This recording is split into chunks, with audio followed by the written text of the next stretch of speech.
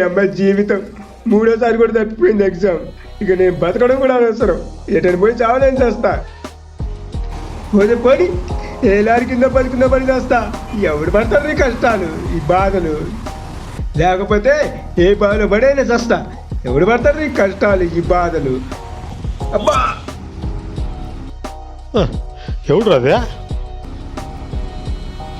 ఉన్న కష్టాలు సరిపోక ఇదొకటి నాకు. ఛీ ఛీ రారా ఏంది రారాటా వీడు నన్ను పిలుస్తున్నాడు. ఎవరు నువ్వు? ఏంది నన్ను ఎందుకు పిలిచినావు? ఎవరు నువ్వు? ఏమో తొందరా? నేను ఎవరైతే నీకెందుకయ్యా? నీ పని నువ్వు చూసుకో. ఆగు, పర్లేదు చెప్పు, ఏంది ప్రాబ్లము? నా ప్రాబ్లం ఏదైతే నీకెందుకయ్యా? నువ్వేమైనా తీరుస్తావా? అరే నాకు తెలిసే నీ సమాధానం చెప్తా, లేకుండా నీ దారి నువ్వు చెప్పు చెప్పు ఏమైంది?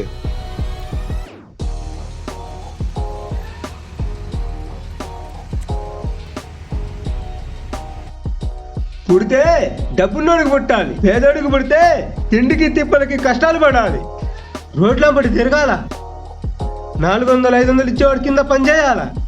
ఇది ఒక బతుక? ఇది లాస్ట్కి ఇదిగో నా లెక్క తయారు కావాలా? అవునా? ఏం కష్టం వచ్చిందో? ఎన్ని చెప్పాలి నా కష్టాలు? లేచిన దగ్గర నుంచి పడుకునే వరకు డబ్బులు ఎట్లా సంపాదించాలా, ఎట్లా బతకాలా, ఈ పూట ఎట్లా గడపాలా అని రోజు ఇదే టెన్షన్ నాకు. తిండికి కూడా దిక్కులేదు నాకు. వాడి కాడా వీడి కాడా అప్పు చేసి రోజుకి ఒక పూట తింటున్నా నేను. కొన్నిసార్లు అది కూడా దొరకదు నాకు. ఛీ, ఇది ఒక బతికేనా? తర్వాత నేను డిగ్రీ పూర్తి చేయడానికి 6 ఏళ్ళు పట్టింది. జాబుకు ట్రై చేశా. జాబ్ ఇంటర్వ్యూ కోసమని హైదరాబాదు, చెన్నై, బెంగళూరు అన్నీ తిరిగాను.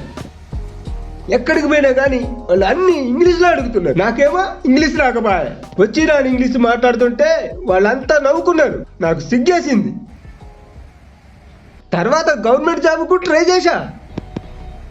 టెస్ట్ ఎగ్జామ్స్ అని, సివిల్ ఎగ్జామ్స్ అని, క్లర్క్ ఎగ్జామ్స్ అని, తర్వాత ఎస్ఎస్సి కూడా 3 సార్లు రాశా. ఒకసారి 10 మార్కులతో పోయింది, మరోసారి 3 మార్కులతో పోయింది, మొన్న ఒక్క అర్ధ మార్కుతో పోయింది. ఎట్లా ఉంటుంది చెప్పు? చదవాలనిపిస్తుందా మళ్ళీ? అందుకే అన్నీ వదిలేశా. జీవితం మీద విరక్తి పుట్టి బతకడం చేతగాక చావడానికి పోతున్నా. ఆగాగు,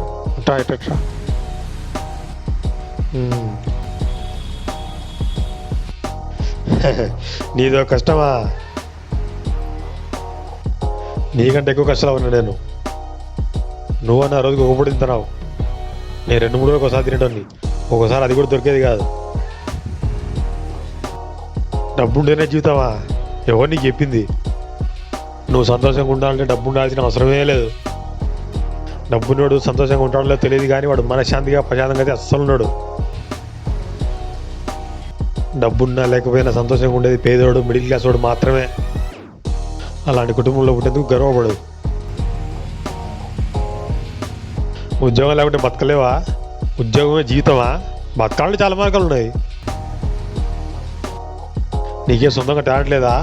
నీ కాళ్ళ మీద నిలవలేవా? నువ్వు అనుకుంటే ఏదైనా సాధిస్తావు. నువ్వు హైదరాబాదు, బెంగళూరు, చెన్నై తిరగాల్సిన అవసరమే లేదు. నీ దగ్గర టాలెంట్ ఉంటే అన్ని ఇక్కడికి వస్తాయి. ఒకరి దగ్గర అడగాల్సిన పని లేదు, ఒకరి దగ్గర చేయి చాపాల్సిన పని లేదు, ఒకరి కింద పని చేయాల్సిన పని లేదు. నీకే తక్కువ. మనిషి అనుకుంటే ఏదైనా సాధిస్తాడు. ముందు నీలో టాలెంట్ ఏదో గుర్తించు. నువ్వు చేయగలిగింది నువ్వు చేయి, నీకు నచ్చిందే నువ్వు చేయి. నేను డబ్బునైతే మాత్రాన తోపులేం కాదు. డబ్బున్నోడైనా లేనోడైనా లాస్ట్ పోయితే 6 అడుగుల గుంతలోకే. పీకినది ఇలాంటివి చాలా. నువ్వు అనుకుంటే ఏదైనా సాధిస్తావు. ఎదిరించు, పోరాడు. నీకు కావాల్సిన దక్కేంత వరకు ఎవరిని వదలొద్దు. నీ వెనక ఎవరున్నా లేకపోయినా నీ నమ్మకం నీకు తోడు, నీ ప్రపంచాన్ని గెలుస్తావు. ఎవరు నిన్ను ఆపేది? ఎవరికుంది ఆ ధైర్యం? ఎవడైతే నిన్ను చూసి నవ్వినాడో వాడే నీ ధైర్యాన్ని చూసి నీ సక్సెస్ చూసి తల దించుకునేలా చెయ్యి. నువ్వు వేసే ప్రతి అడుగు వాడి గుండెలో దడ పుట్టించాలా. ఎవరు ఆపగలరు నిన్ను? నువ్వేమో చావడానికి వస్తున్నావు. నిన్ను నమ్ముకున్న నీ కుటుంబం పరిస్థితి ఏంటి ఆలోచించో. బతికి సాయించింది సత్యం సాయిస్తావు. ముందు చావాలనుకున్న నీ ఆలోచన చంపు. నీ న్యూస్ ఒకటి నేర్చుకోవాలా. నువ్వు 10 మందికి ఆదర్శంగా ఉండాలా. ఇప్పటి నుంచి నువ్వు వేసే ప్రతి అడుగు నీ గెలుపు కోసం, నీ లక్ష్యం కోసం ఉండాలా.